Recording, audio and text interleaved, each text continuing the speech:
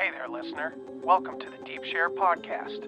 I'm your host, Andy Rouse, and for the last couple of decades, I've slowly been opening my eyes to a very different world than the one I grew up hearing about. And the more conversations I have with interesting people, the more mystifying this world becomes. So without further ado, let's get deep. We've got science to celebrate! Demons bliss out! After what, baby? Come on! There is rebellion in the wind. It will crush. Everything I've said is true. It's real. Dinosaur fossils? God put those here to test our faith. A damn lie. I saw them with my own eye. Did IQs just drop sharply while I was away? We did illusions, man! None of it is true! I'm not insane. This is mass madness, you maniacs! In God's name, you people are the real thing! We are the illusion!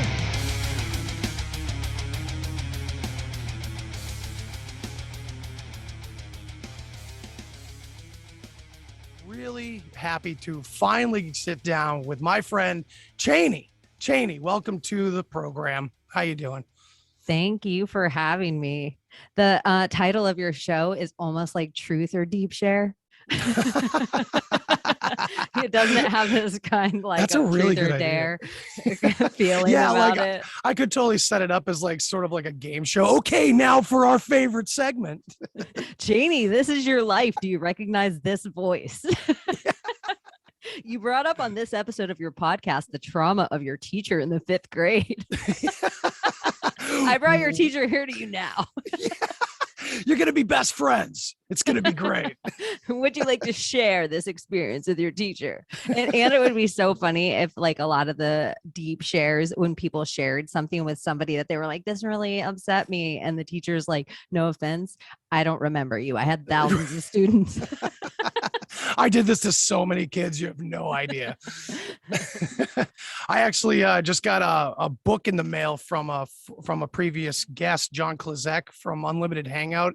He wrote School World Order, and it's fucking awesome. If you haven't checked it out, I recommend it because it's all about just the corporatization of education and how it all happened, but not exactly something that we don't know about. I mean, it's kind of like, pretty normal information at this point to people like us, but it's a good book to pass around for sure. I've noticed that sometimes you can kind of give people things that they'll actually attune to, but most of the time it's kind of, don't try to push it on anybody, but this is a good medium. I have a couple of friends that are, it's such a juxtaposition, but I know a couple of people that they know every CIA operation. They know every project the CIA has ever done. They know all the FBI like shenanigans of every weird invasion or any law they broke or what they changed in certain states or try to mold. And they're not conspiratorial at all. And I kind of love just like, for us, it's such a conspiracy to be like MK Ultra, Project Monarch, or talk about any of these things. It's such a conspiracy, but I like just talking to historians sometimes that they're like, nope, this is all real. Like even what you're talking about with the education system. Oh yeah. Like, nope, this is all real. This is all documented stuff. And I like that people are still like putting it all together now of how it's even getting, you can see the pyramid. I think even a school, like a school of fish, a school of birds, like something, a flock, it usually tends to pyramid, which is a big symbol for them. Because if they can take this idea and just keep weaning it out into the masses, it's like this, like light, like it's a false light. Oh yeah. That's a good way to put it. It's all false light. Mm-hmm. Someone was, this is another juxtaposition, but someone was talking about UFOs and UAP on Twitter today in reference to like them being magic, like, and you just have to accept it. There's magic, blah, blah, blah. And I'm like, yeah, but a lot of magic is sleight of hand. And especially when it comes to that topic, of course, but just in general, a lot of what they do is sleight of hand. So it's not like, to me, they always like misdirect or they elucidate more of the darker side of something, but the truth is always there for us to pick.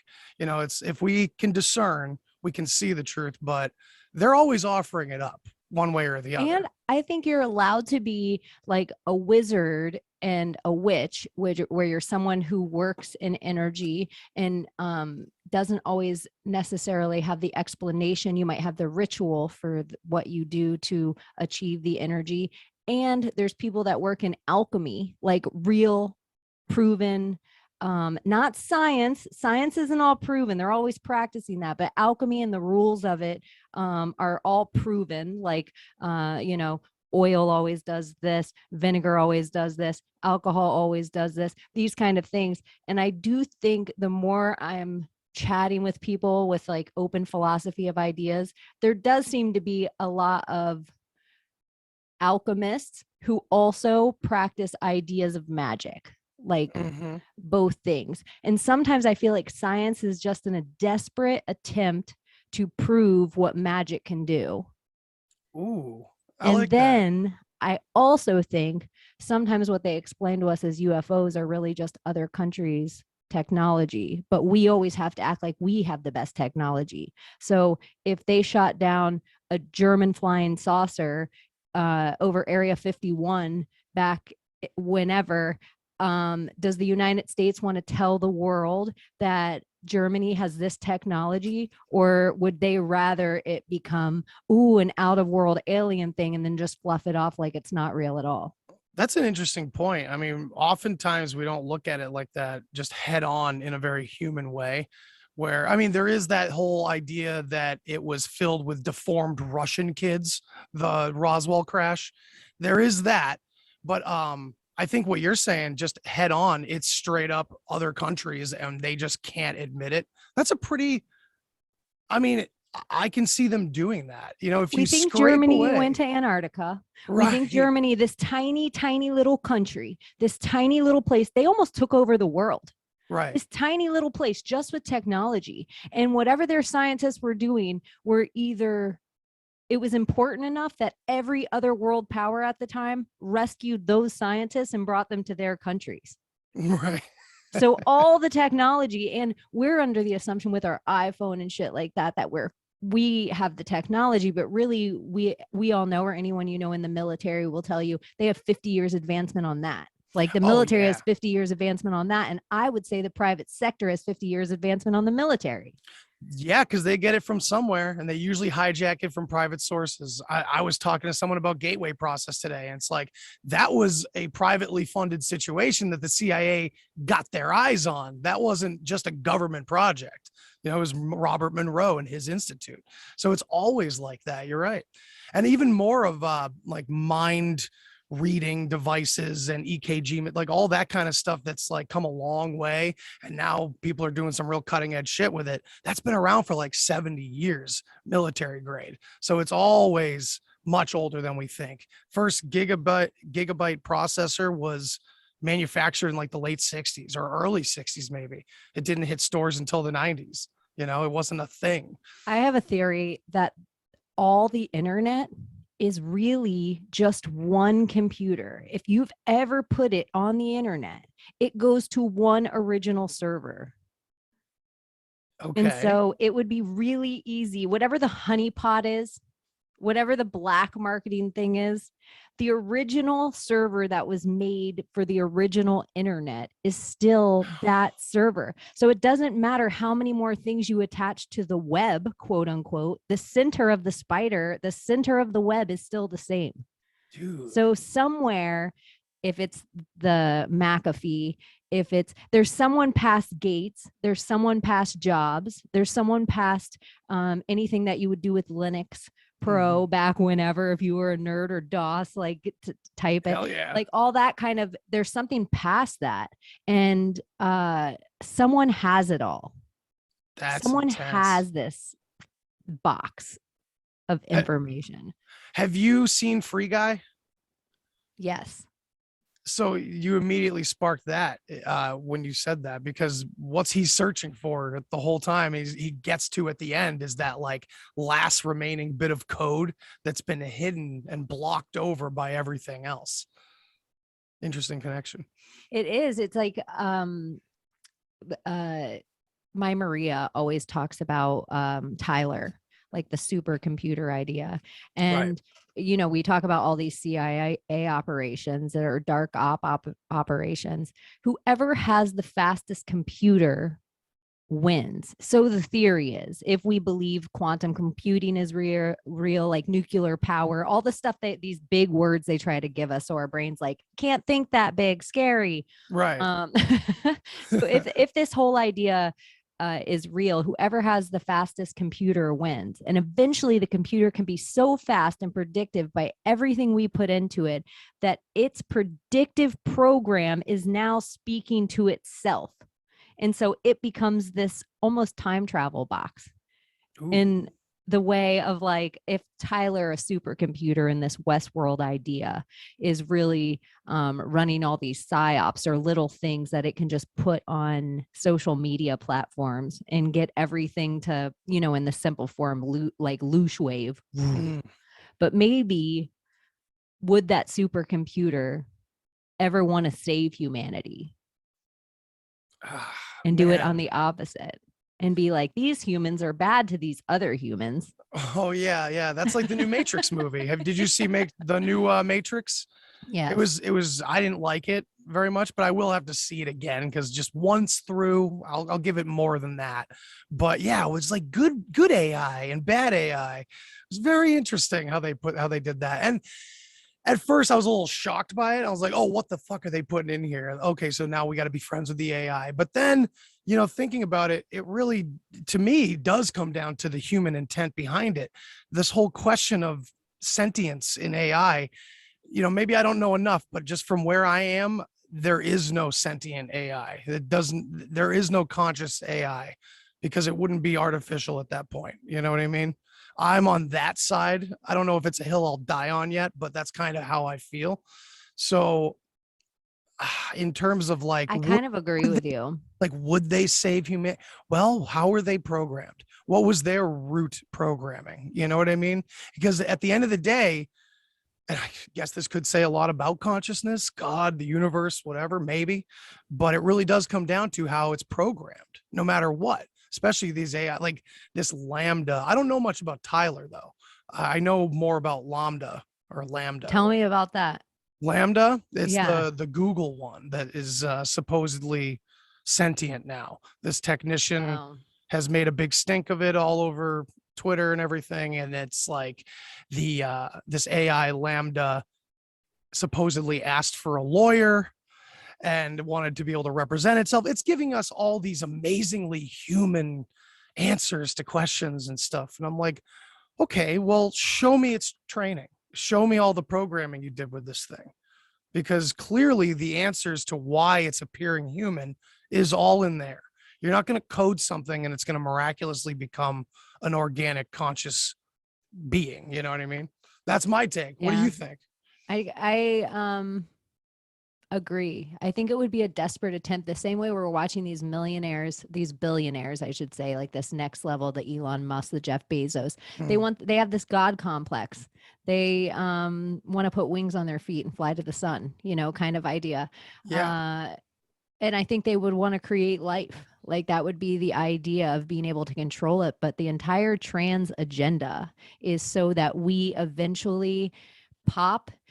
Like they're like, we're going to keep adding on pronouns. So the rubber band pops and then we all settle no more pronouns for anyone. Right. And once there's no more pronouns for anyone, now the robot doesn't need a pronoun. And once we settle that women wombs aren't divine, now the robot womb becomes our thing. Wow. And so transhumanism is the trans agenda. Oh, absolutely. It's just an easy walk-in for me. And I also believe we can program computers. So no matter what, no matter how quote unquote sentient a computer could come, it's somebody's program eventually. Right. And I also believe in magic, like in a bed knobs and broomsticks type way. It's all made of metal. So once you have a walking metal night suit computer, I can put a spell on that thing. And now it's extra dangerous. It's like, sometimes I think the iron they wore or the metal they wore in those kind of like battles was heavier than it would have been practical unless you were battling magic. I But felt that way certain too. metals block spells, and the way they had their eyes like here, just tiny little peeps, holes in Right. eyes. If you look up just doorways, the reason your lock is made of a specific metal is because they believe spirits could get through the keyhole. So Holy they would shit.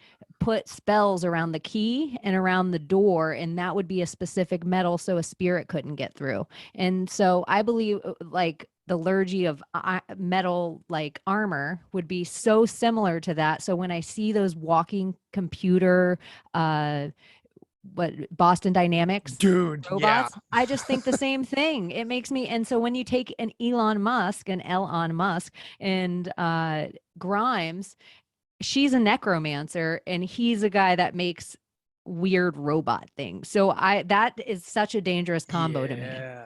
What if you can bring the dead to life? If you're that level puppeteer, you can bring any armor to life. It's Dude. just a flesh puppet. Yeah. That's all it is.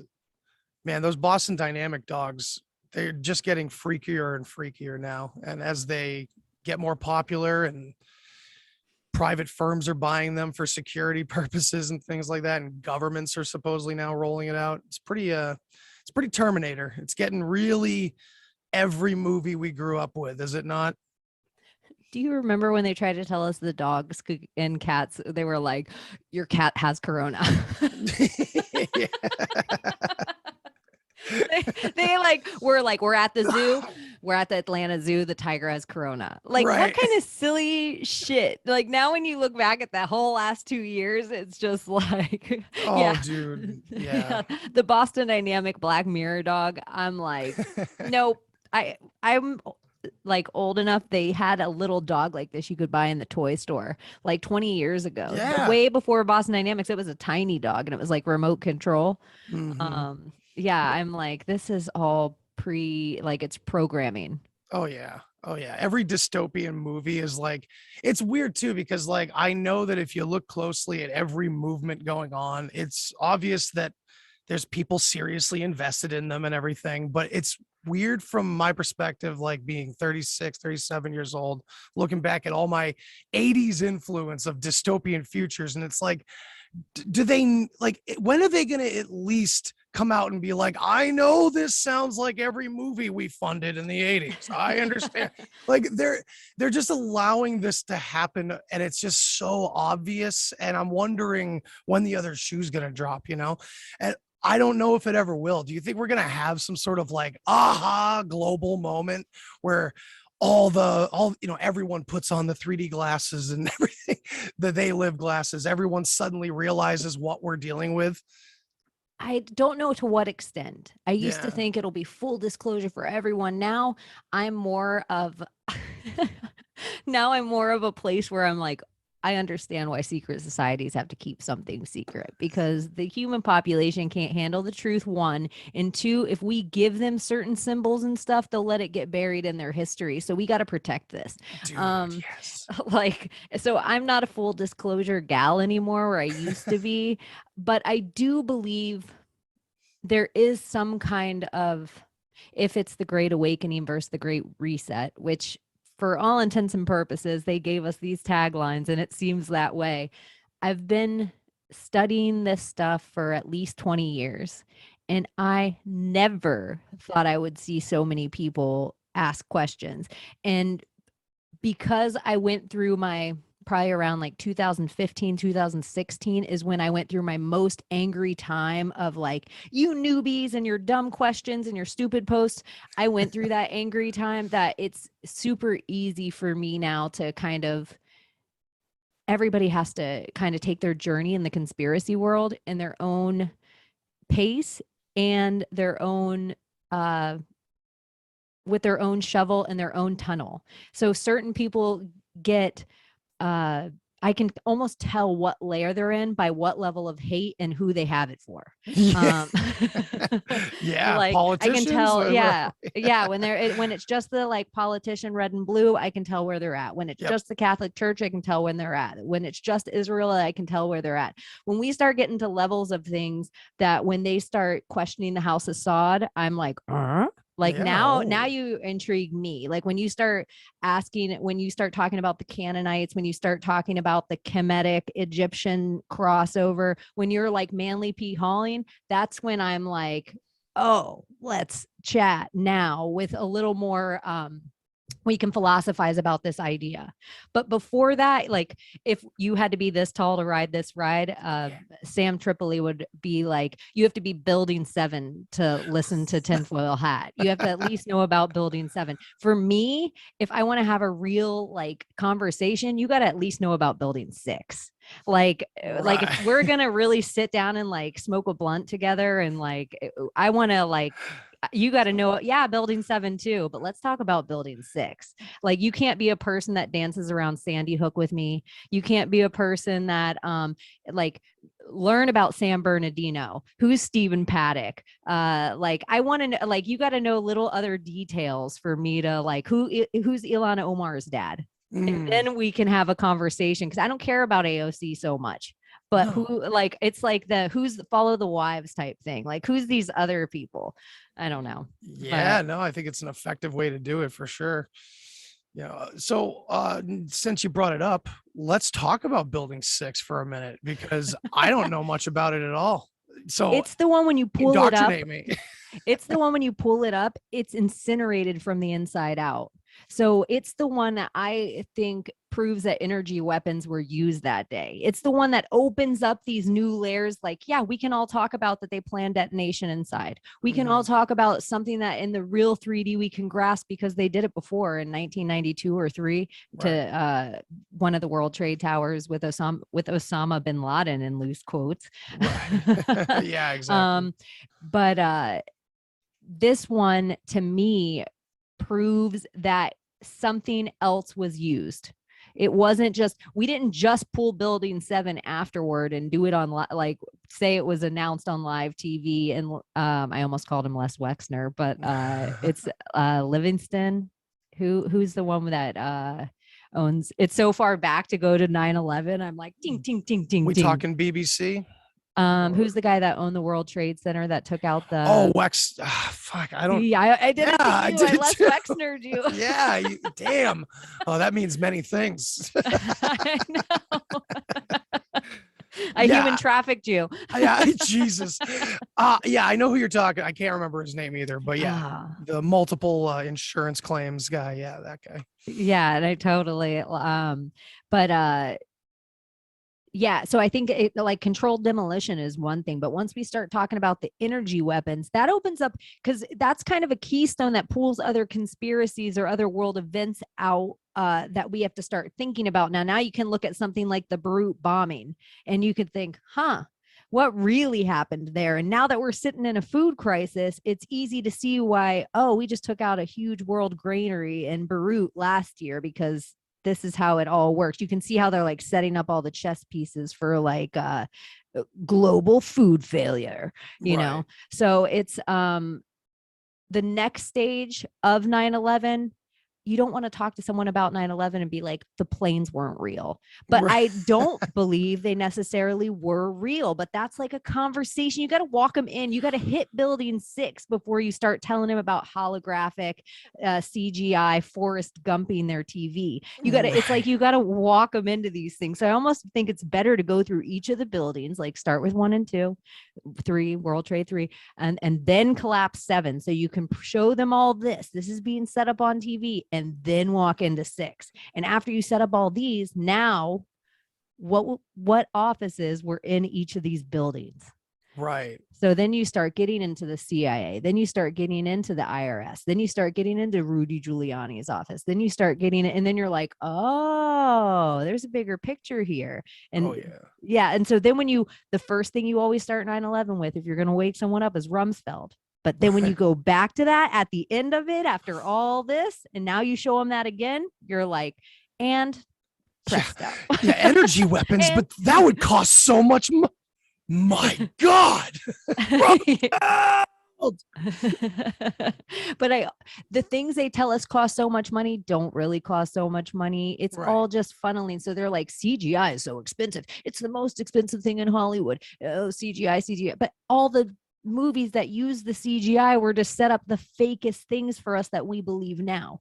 So they're like, look at space, 2001 Space Odyssey, like, look at these dinosaurs. It's like all the stuff. Look at this nuclear explosion. Yeah.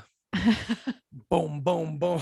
Yeah. Just And knocking I'm them like, all down. are any of those things real? But there, you were saying too, how does anyone believe this? All those 3 things were written about in books before they were ever discovered. They were all written Absolutely. about in fiction.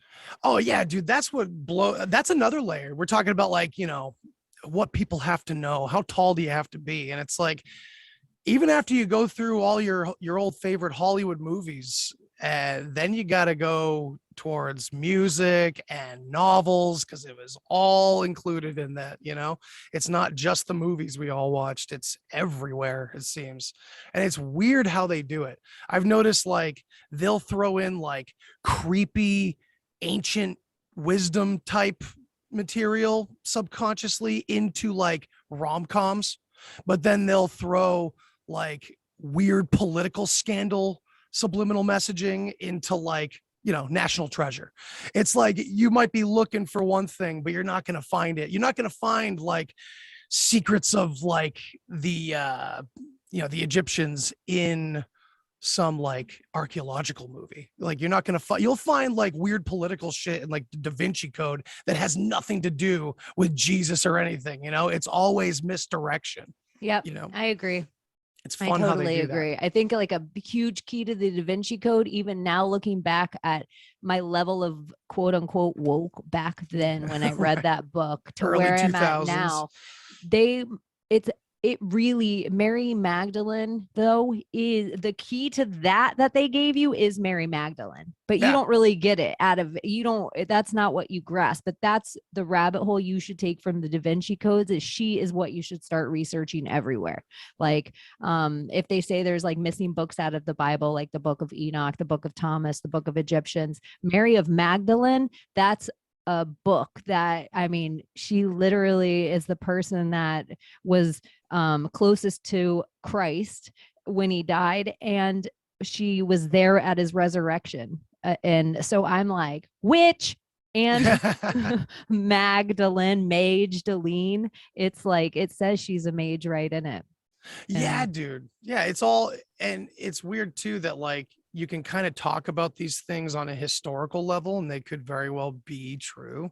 And then at the same time, they also echo into higher realms of conscious understanding. Like, it's very allegorical at the same time of many archetypes that we've seen. Like, it's weird that the Jesus story seems like, I went from atheist to not atheist, all over the place throughout my upbringing with religion. And it's like, I for a think you while, should. yeah, I think exactly. it's a You journey gotta like see the whole thing. conspiracy. It's like- Exactly. and they all have a really big part that they kind of give you about yourself. Every religion kind of has a thing it gives you, like a little armor or a little knowledge or a little feeling or a little something. I don't think it's a bad thing. No, definitely not. I mean, it's like a Joseph Campbell Hero with 1,000 Faces. Like, the original hero is in here. It's the observer, but yeah, I've gone back and forth because like this Jesus character is so clearly allegorical of all the, like the Gnostic view and the chakra system, the 33 vertebrae, that whole line of thinking. It's too many coincidences for even the conspiracy theorists that deny it to deny. You know what I mean? There's too many coincidences lined up in a row there. But at the same time, we have these amazing stories of like this Yeshua figure or even Isa connecting it. There's a physical presence too. So it's like our history meets this more allegorical conscious plane at the same time. Maybe that's where the witchery comes in. I don't know. I believe instead of being a person that doesn't believe in anything, I'm almost a person that believes in everything. So I believe they all can exist. Every single one of these great religions can exist. They all have a great flood. So if you were to take all of them, you could almost overlay them where they were on the planet. I think you could even mix but I'm a person that I believe Tataria, and the big trees could have existed at the exact same time, and it doesn't have to compete, or the big trees could have come before Tataria, or it's like, I don't think that some of these ideas are competing in the way that other people get so angry about them. Like, I believe you could be in a flat earth and space could be real. Like, I think all this stuff could be true. I like that. I just don't. And so with Jesus, I've heard other stories that Mary was from one of the royal bloodlines of Egypt, or I'm sorry, of Israel. And Jesus, his mom, wasn't the only woman who was visited that night by an angel. There was other angels, and Mary's mom was also visited the same night but she was royal. She was a queen, and she didn't really believe the angel at all until she was like 5 months pregnant. She was like, holy cow, I guess that was real. And so supposedly she raised Mary Magdalene, and Mary meets Jesus, and Jesus has, they meet each other relatively young, but Mary goes to the ISIS school to study in Egypt, and Jesus goes far east and studies in Tibet for a certain amount of year.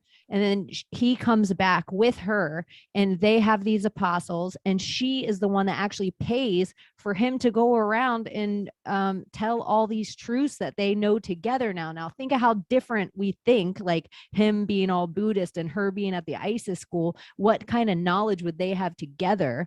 And other stories in the Bible, like I think it's Peter, who was so jealous of Mary, and Peter becomes the foundation of the church later on. Right when I said that, God was like, go ahead, girl. Other people would be like, God's mad, I should stop talking. No, keep going on the deep share. That's all we do here. But I think he is the one that's the foundation of the church. So he just becomes religion essentially for all of Christianity, where the spirit of the church is Mary. Like, and it's not just Mary Magdalene, she's with his mom. So if you take this virginal idea of any way that you want to run tantric sex, any way you want to run it, the full idea, if you did it perfectly, would be to align your chakras in such a way. And if you were a woman, could you align your chakras in such a way that you, in fact, give birth yourself? Would this be the highest form of actually meditation? Like, they think you can meditate and go without food. Like, what was possible for her to do? And then if you look up stories of Joseph, it's kind of weird, because it's like, was she 15 and he was like 30 when they met, and she was 18 when she has Jesus? And there's like a couple of little weird stories that you can ask yourself about that. But the way the Bible rips out the feminine in general is like, Noah builds this ark, gets all these animals, blah, blah, blah, blah, blah. You never hear about his wife. She supports him the whole time, makes all his meals. She never goes to the ark. She doesn't help list the animals. She doesn't help get them in. They don't even give her a name in the Bible. Yeah. But some people think that she was one of Adam and Eve's children. They didn't just have Cain and Abel cannibal, which is so weird. Cain and Abel cannibal. That we get this. Don't eat the apple. Don't eat the Abel, or don't eat the apple. Like, I love what's going on. This is my shit right here. I love doing the etymology and like the word play and everything. I dig into the old Scandinavian stories, and we're finding a lot of interesting word play situations. And it's like phonetics. It can be fun to do with the whole, like, you wake up in the morning, it's all these inversions. But the more you follow that, it seems like it actually is the correct path in kind of finding out where all of our words have come from at some point or another. It's pretty wild. It's pretty wild. I think the letters are just symbols and the words are just spells. And that's why sometimes it's like, why do we say phone PH and not F? Well, probably Phoenicians. The winners write the history, and they show you how they write it by the symbols they put on the word, the spells you say. And the only way, the reason that fiction is always the truth, is because the only way for a pillaged village, after the men were killed and the women were raped and they took the children, they would have kept a few women around to help raise said children.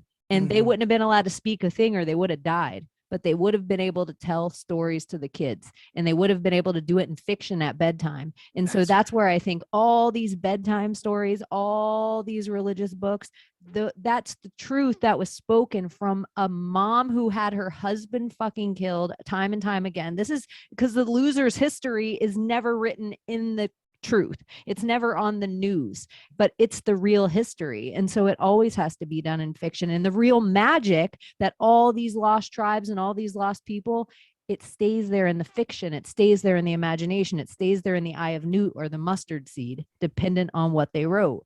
But all those words, faith, mustard seed, eye of newt, those are all the same thing. You have to fucking believe it, or it's not ever going to be the thing. Yeah. That's so wild. So yeah, you can't get away from manifestation. It's so yeah, inevitable. words are spells. I agree. That was a long rant. No. It's a thunderstorm here. I'm like, this is the best time for a conversation. Yeah, let's get weird and dark. So what have you been looking into lately? What's on Chaney's mind in the past couple weeks? Like, what's been on your radar? If you had to pick things, yeah. The past couple of weeks, that if you cut down trees, certain trees have a massive amount of water inside. I saw that too. I didn't look into it. So I saw someone write, could a great tree cause a great flood? Dude, it sent my brain spinning. So then I started to think, if you were a guy like Noah, everybody thinks that you would need, it'd take you so many trees to build this ark. But what if it didn't take you so many trees? It just took you one enormous, huge tree. So let's say the tree was could it be the North Pole? Like, they don't let us up there any more than they let us in Antarctica. And somewhere they want us focused on Antarctica. I think our conspiracy world has already been way infiltrated. They know we're the ones that ask the questions. So we always pay attention to Antarctica. Always, always, always. That's the ice wall. What happened to the North Pole? They just want it. Santa lives there and we're done. And Dude, so, yeah, we're done with very that. sanitized.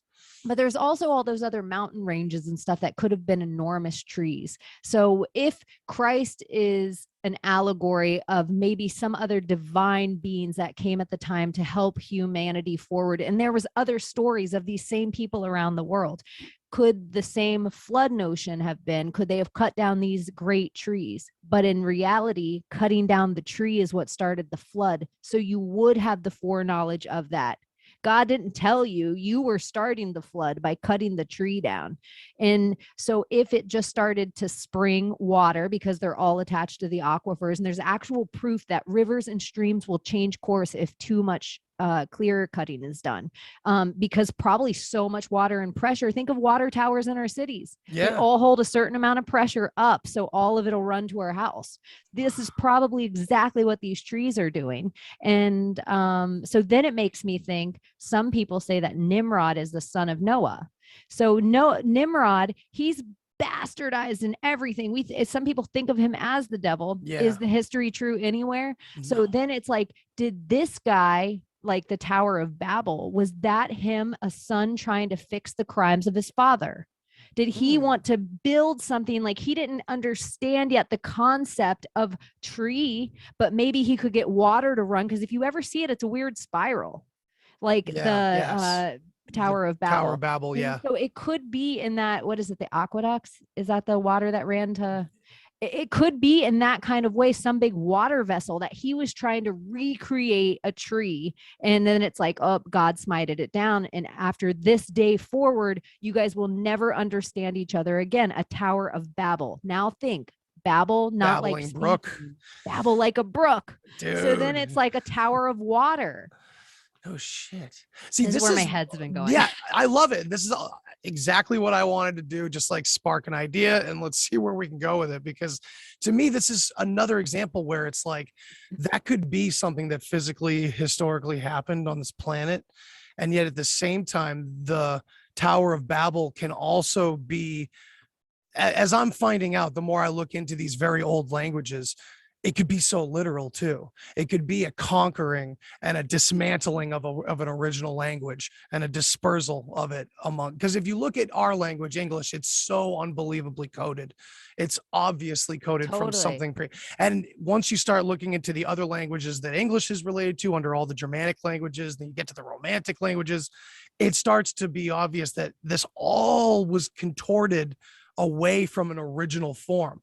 Not to discredit what you're saying about the tree, but oddly enough, time and time again, what I find more often than not talking to other people in the community is that there's equal but different theories about the same thing in history, and they all seem to add up in a certain way. And it's weird how that happens. It's almost like everything fractals. It's the same thing on many different levels. I actually think that, and maybe it's my contrarian, and I really love philosophy now in this way that my ego doesn't need to be right, but it also doesn't just settle into an idea and it's like, we know everything. This is the truth. This we've been burned too many times. Figure it out. Yeah. And so it's like, I just kind of like want to think of things more like a child. Like think of things more like a, well, what if that we really don't know anything? Like, you know, what if there's aliens? But what if it would just be easier to tell us some other off-worldly thing created these things instead of us knowing we were that magnificent once? Right. Like it's all Absolutely. Everything, every single thing seems like a way to take away our magnificence. Whether it's the globe theory and you want to think you're a speck on dust floating through dust and infinity, or whether it's a firmament theory and you just want to think you're like a little caged being inside of a Tupperware bowl. Like it doesn't matter what idea you want to think of. That's where it's in the simulation theory, I only enjoy because it's an infinite plane that you manifest in front of you. You continue to go on. There's no cap. There's no like, I don't know. I feel like the idea that everyone wants to get to with like, what's your heaven? What's your Valhalla? You're going to go and everyone's young and the streets are paved of gold. Like, what is this idea? Even, after Earth, like after this, let's say we hit our high water mark of humanity. Like, what's your idea? Like a Wonderlust Buckfest, you know, like when people really get to like stop and think of like, I don't know. I feel like everybody sitting around waiting for something is just depression. Oh man, that was deep. I don't know. It was just like, I don't know. It's just, you need to sit and wonder and do the thing, make the thing, be part of the thing. If you're waiting for a 17th letter, a messiah, an alien invasion, or mermaids to what? Call you off the boat so you walk into the ocean with your clothes on? Oh yeah. I mean, like as soon as I see the mothership, you know, it's like, I don't have to clock in that day. I think that's on like millions of people's minds. If it were to all fall apart, I don't have to go to work anymore.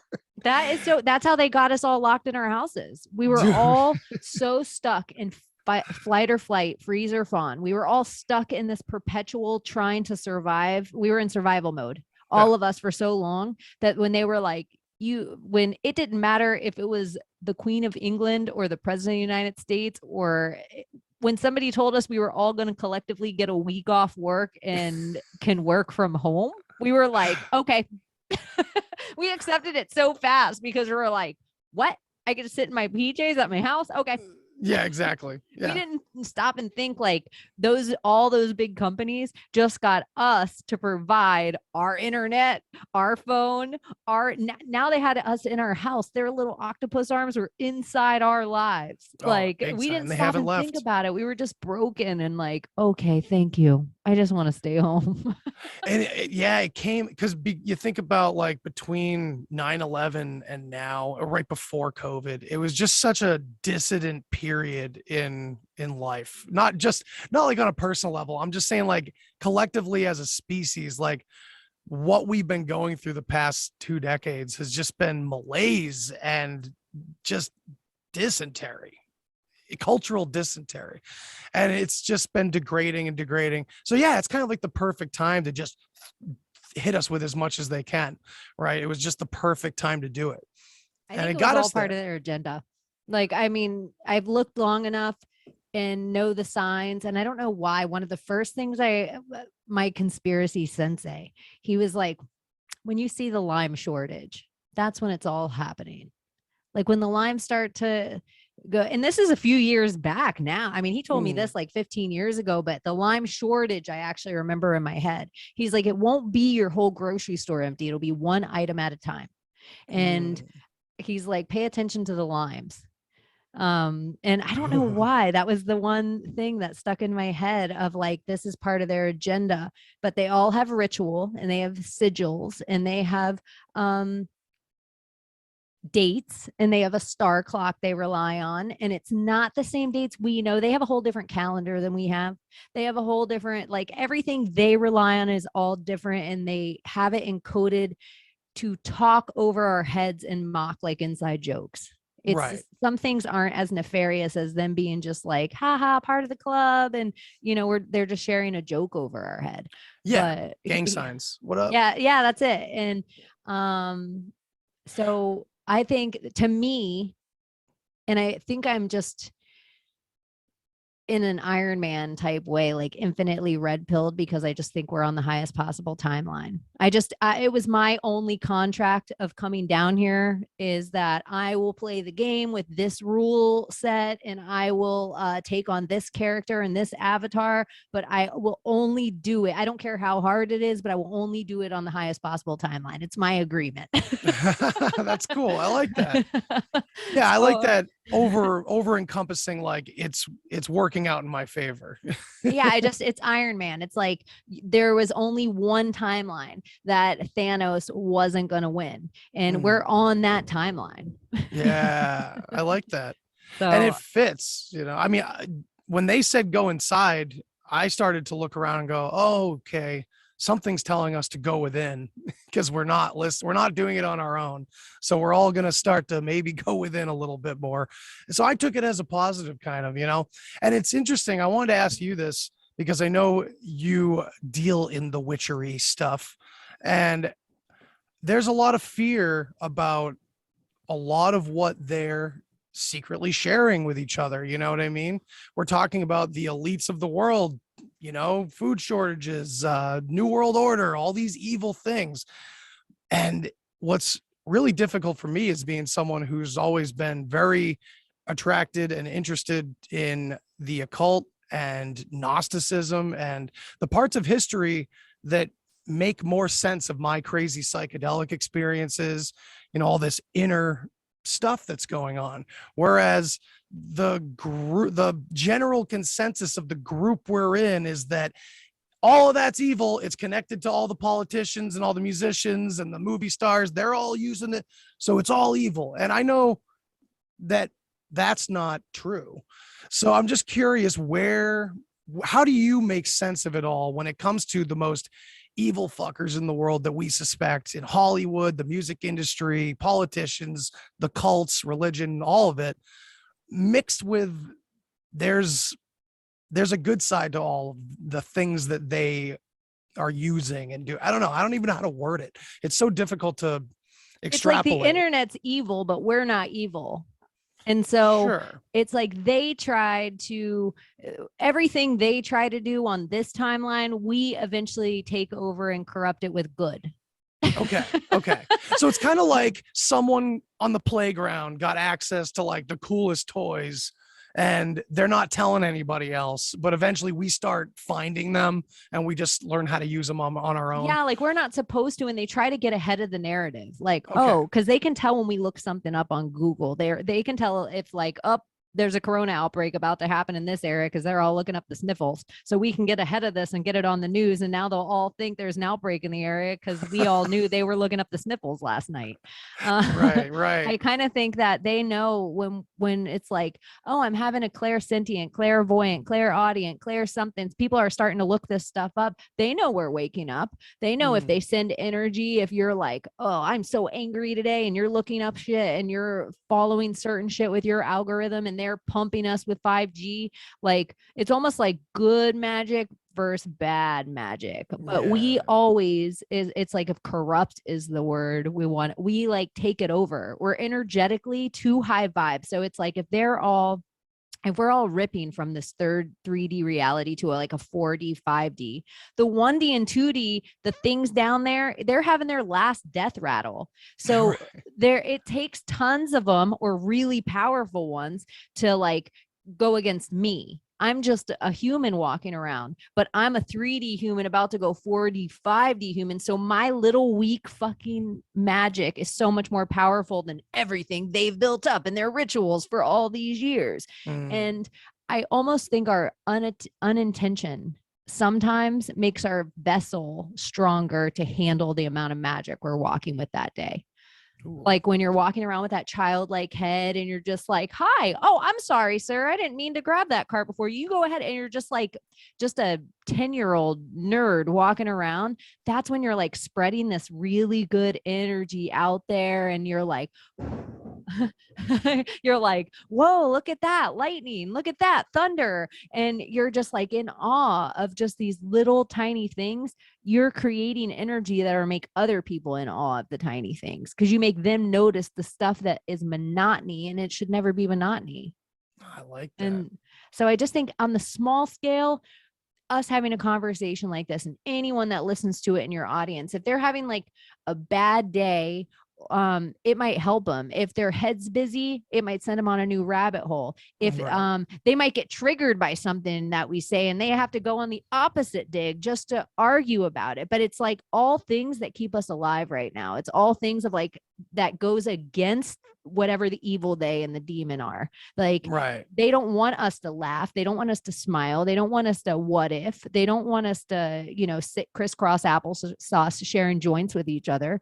That's they wanted us to be 6 feet apart, wearing our mask to our ritual, taking a knee, chanting no justice, no peace. They wanted us to reset, chant in that God. So I don't think we did that. We never needed everyone, but enough of us fractally did hold a line that and some really key 3D things happened in just 4-year period of time so that we aren't eating Bill Gates meat. We aren't sitting under Barack Obama's light bulbs. So there's little, and you can put these people on it to tagline it just because everyone knew what I was talking about right when I said Bill Gates meat, but it wasn't Bill Gates alone. There was like a key effort to get us to eat GMO meat because they want us to be GMO. Yeah. Like, how can they touch the divine? Maybe if we can make the womb, then we can touch a God again. Somewhere, I think they cut off their connection to source and it burns them up that we have it. Like they cut off their connection to stay here for 6,000 years, like vampiric kind of idea. But they look at us little grunting naked apes and they're just like, oh, they still feel God. Ooh, yeah. Oh, they still absolutely. feel connection to each other. It makes them so irate. This is a little off topic, but staying with the vampire thing, it's interesting that if you watch a bunch of interviews by people that wrote vampire novels, you're not going to find a single little bit of any of them talking about this, but yet it's perfect that this vampire metaphor for the powerful of the world, no matter what time period, doesn't matter what country, it is that vampiric force. It's so on the nose. It's crazy. Yet none of them ever say like, well, what the vampire is to me is this higher metaphor of they never go there. They're always like, well, it's a personal thing. It's never that, but yet it's totally there. It's just interesting. I think I think it's the 5 big monsters. So you have vampires. Totally. They're real. There's people out there that live longer because they drink the blood of other people. There's people out there that the sun really affects them. They do their rituals at night. Like if you go through all the rules of vampire, there are people out there that live like that. Yeah. If you go through all the rules of witch, there are real witches. That is a real thing. These are like the 5 fantasy monsters. Werewolf. There's totally things out there that shapeshift. That's all that the werewolf is. You can wear it into a were-panther, werewolf, a Sasquatch, a Yeti. Were-bear. Like you can dogmen, you can spread it out into chupacabra. You can spread it out how you That's want true. to, but it's still this idea of like were animal. Frankenstein. Yeah, Skinwalker. Yeah. What have we been talking about the whole time? Immortality. Elon Musk, Oh, Boston yeah. Dynamics. These are all just Frankenstein ideas that they're just trying to create necromancy and just bring something back from the dead. And the last one is Swamp Man. That's like the last one I would put on there. That would be the loosest of them, like Swamp Thing. This kind of like, so, but really that's just kind of the Yeti chupacabra idea as well. It's just a different separation. You could turn into the Swamp Thing or turn into a hairy thing. Like what the shapeshift is That's cool. I think they're all kind of could be real allegories to higher up type, or if we're just genetically modified things, like this is such a weird thought. I think like pigs, kangaroos, and dolphins are genetically modified like humans that didn't make the cut to us. They're just, it's like Australia's where kangaroos went awry and they were like, okay, let's get humans over here because they obviously never made the genetic fold like we thought they were gonna. Pigs are like an American thing, like Makes dolphins sense. are all in the ocean, but they all kind of, even if you look at them all in the face, you're like, this thing looks weirdly like a human. I don't know what it is.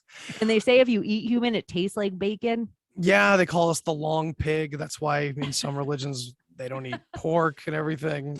Yeah, and then you think of like all the I just saw a video a few weeks ago and it triggered me like crazy because again I'm looking into all these heathen origins, and that's immediately goat symbolism, horns. And how about that over there? They're not screaming Satan and running away all the time, so it can't be that. So I'm looking at all that symbolism, and I see this video pop up of where did the horn symbolism come from, and it's showing all these like homunculus type people from the past with like legit horns and like all these different examples of people with horns, and then showing different headdress styles that kind of either were covering up horns or more like an ode to what we used to be or something.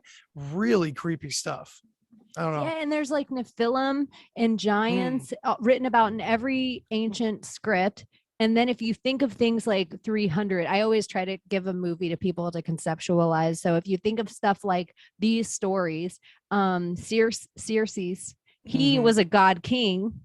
So he was super tall, like in this Nephilim type way. But inside his tent are all these like human mixed with like a centaur and a minotaur and a crab hand man. And we know like as things peeled away that they even say are rewritten history. If you take the idea of like the town fairs and the like these kind of world fairs, these kind of ideas being when the history peeled away, that is the exact same time. And I never hear anyone talk about this either, but I definitely think there would be a lot of correlation with that old world Tatarian idea tearing away and the Barnum and Bailey circus. Like all the animals and the sideshow freaks, the wolf boys and the fat ladies and the evil they finds what we would think grotesque and odd to be beautiful. Like they are the exact opposite of us. So even the way they would take and like animal rituals, animal cruelty on a line that is a vein, a metal vein that runs through our country on the railroad line, with it's just everything that was done with the circus rituals in all of the towns. And yeah, I think the oddity, they would totally do that kind of thing. That's crazy. That's crazy to think about with the circus and like everything. look at these mad kings now. They want to fly rockets to Mars and Saturn because they have all this money. The mad kings back then would just sit around eventually and be like, I want a human with a goat's head. Right. Yeah. And if they thought their real gods were like Zeus turned into a goose and he slept with this person, that made these gods. If some of these people really thought their gods were representation of these animal heads, why wouldn't they want to create it around them? Yeah, it's true. It's possible. Or it came the other way around, maybe. And look at the word taxidermy. Isn't it funny? Yeah. Tax. I haven't looked into that, but I've actually been thinking about that recently. Taxidermy. I can't remember when it came up, but it came up a little while ago, and I'm like, that's got to have something weird about it. That's a deep share t-shirt, income taxidermy. Income taxidermy. That's great. Man, so we've been chatting for a while, and we definitely didn't cover everything I wanted to cover. So we'll probably have to do another episode at some point. Oh my gosh, you that know? was so easy. Yeah, well, it wasn't meant to be hard. Well, I mean, it was so shouldn't fast. be hard. Yeah, I know, it does go by quick. Plus, I got to put my kid to bed. Otherwise, if we did it on the later end, then it's like no cap. But we do it at the early end, I kind of got to cut off because I got to go read bedtime stories. I got to go read all those fictional stories. You know what I mean? I know. But I think what- that's where so much good stuff is, though. So much. Absolutely. Yeah. I mean, when you were saying that, I think it really resonated because that's what I'm seeing more and more is that it started with oral traditions being passed down more than anything else. And I think that's what we're in some way trying to hold on to from place to place. And it's just getting messy. If they burnt all the books, if they destroyed every CD and video and everything, they destroy everything, all the computers, we would still, not even because you know it and I know it, or we have enough friends that know it. It's because it's in the ether, and we'd pull it. It's always there for us to have. Like the quote, I like how there's like something in the Bible that Christians always hold on to where they're like, the word of God will never be lost. But it doesn't mean that everything in there is the word of God. And so even if that book with King James, who you don't even know who that guy is most of the time when I ask you about the guy who's written on gold on your flesh bound book, you don't even know who King James is. So it's like, even if all those hotel sailed books were burnt, you're still going to retain the word of God. Because you're God, not because you're my God. You are the God, like the Trinity, even the Trinity you learn by Father, Son, Holy Spirit. Holy Spirit's you. Right. It's you. Damn right. Yeah. So I feel like there's like a huge part that people miss, and the human element in any of the science. The law of observation is a law. It's the law of gravity is not a law. The law of observation is a law. And so if you look at anything, it becomes a different thing. And that means our thoughts can change everything. And I just think we're on the highest possible timeline. So hell yeah. Yeah. Now you got me wondering if this AI could collapse the wave function like we could, like, is that a way to prove that it's not conscious somehow? Who knows? I don't know. I'm not a quantum physicist, but I'll just I'm going to accept think that about that. I'll probably be texting you like, so I've been thinking Please about do. how to prove it's not conscious. Yeah, we got to work on this because it's going to happen at some point where I think it's going to be important. Yeah. All right. Well, this has been awesome. Please, Chaney, tell my audience, if they don't already know, where to find you. You can find me all my shows at projectchaney.com, or anywhere you put in CHANEY. You probably can find one of my social media accounts. My favorite social media account, Chaney_in_Wonderland. You have to put that entire thing in on Instagram because I am the second most shadow banned person on the internet.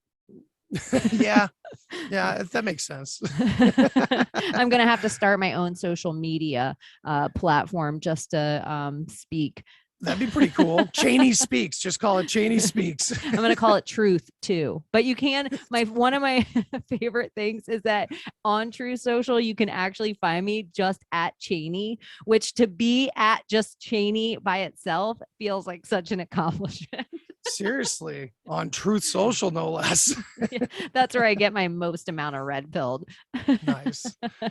Excellent. Well, this has been really cool. And I knew we'd have a fun conversation, but we definitely need to dive deeper into some shit. So we'll have to plan something again soon. Okay. All right. Thank you so much for having me. Everybody, thanks for listening. Check it out next time. I don't know what that even meant. Everybody, thanks for listening. Tune in next time.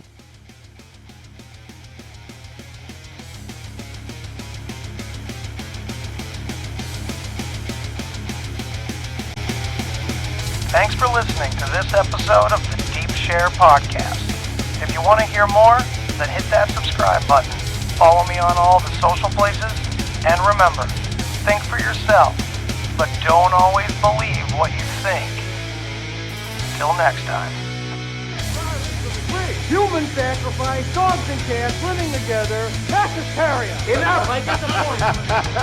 You have meddled with the primal forces of nature. And you will atone. What do we know? What do we know? If I know what we know, then I can tell you what we know, and if someone else knows, okay? I mean...